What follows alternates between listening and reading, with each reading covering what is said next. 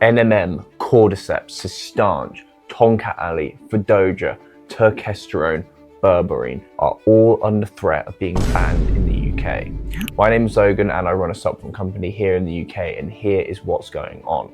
When the UK left the EU in January 2020, we inherited something called the EU Novel Foods Law. Novel foods are essentially defined as any food or supplement that doesn't have a history of mass consumption in the EU prior to 1997. So for example, Tonka Ali has been consumed in Asia for thousands of years, but there's no evidence that it was actually consumed en masse in Europe prior to 1997. If something is considered a novel food, then it means you can't just sell it in the UK or the EU without a novel foods license. This is basically just to stop stuff being sold that hasn't yet been proved to be safe so that unknowing consumers don't get hurt, right? It is a good thing, but it also kind of means that a lot of really popular supplements will soon not be available in the UK, and the FSA really looks like it's starting to go after these brands now. So British Supplements is one of the UK's largest supplement brands, and they recently sent out this email explaining how the FSA is forcing them to stop selling turkey tail because of its novel food status. In June 2024, my supplement company was told we had to stop selling Tonka Ali and Fadoja because they were novel, and again in March 2025 for NMM and Cistange, which I did, right? We were contacted to stop selling it. We just stopped selling it because I don't want to go to court and I don't really want to go to prison.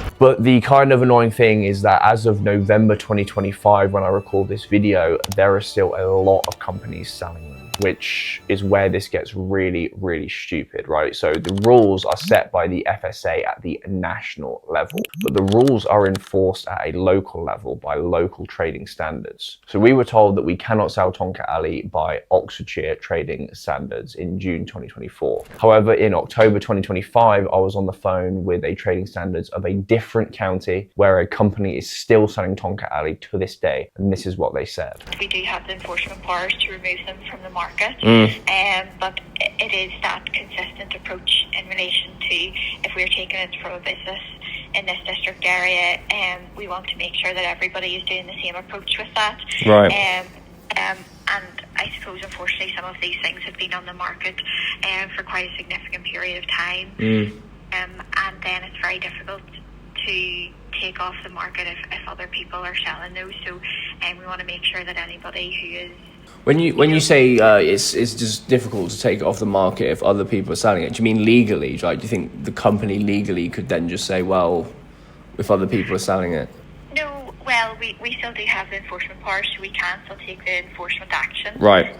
But I suppose we have to consider that, you know, there's other, even, I suppose, multinationals selling these products. So we need to make sure that that we're all being consistent in that approach. Yeah.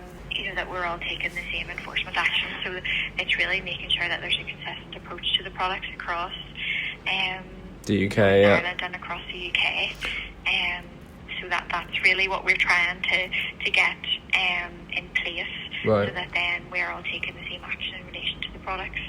So this trading standards does not want to stop businesses in their region from selling novel foods because they think it'd be unfair to those businesses in their region, while businesses in other regions are still selling it. But Oxfordshire Trading Standards, which is where we are based, they see it differently, and they just said stop selling it or we'll take it to court. So the current system in the UK is extremely unfair and, to be honest, just stupid, right? Either the supplement is safe and everybody should be able to sell it, or it's not safe and nobody should be able to sell it. What we have at the moment is just neither. So when I say these supplements mentioned at the start of the video are likely going to be banned, you'll probably still be able to buy them for some time. But it does look like the FSA is starting to come down on brands based on what I was told on the phone and based on the fact they are now going after companies like us and British Supplements. But I suppose we are waiting on the FSA they're developing a relation to removing them from the market. So that is where we stand with that, and I know that that's maybe not, it's not a quick process, I suppose, as such, and so that will take a wee bit of time to do that. But do you have any other questions in relation to that, Michael, or? Yeah, but do you have any rough idea how long it will take? We don't have a time scale at the moment.